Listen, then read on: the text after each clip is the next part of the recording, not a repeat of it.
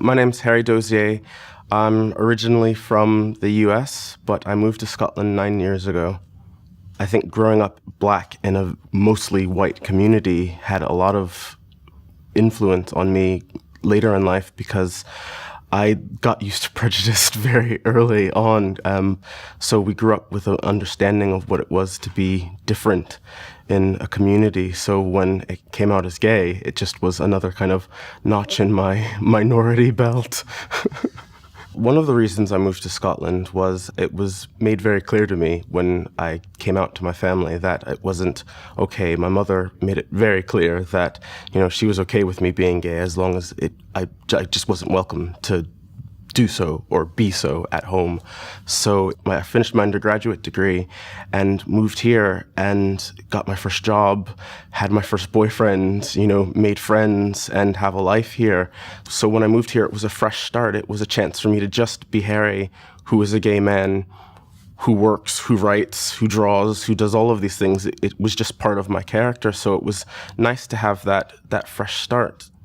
When I moved to Scotland, I didn't know what to expect. I just kind of thought, well, try it and see.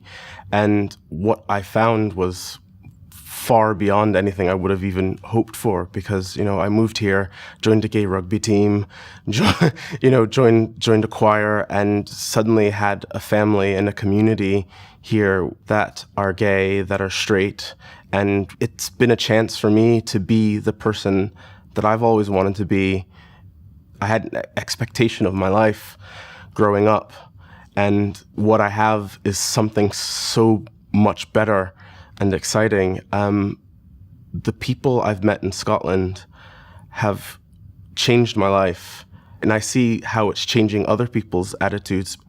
I would say in Scotland, I don't think there is generally a problem with being gay.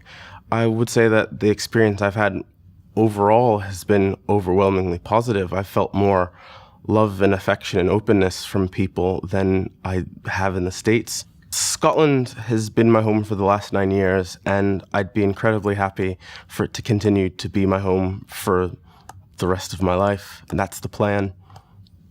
I think the thing that I'd like to see for Scotland in the future is more comfort with the past of what's happened, more visibility of the people who came before this generation who are incredibly privileged.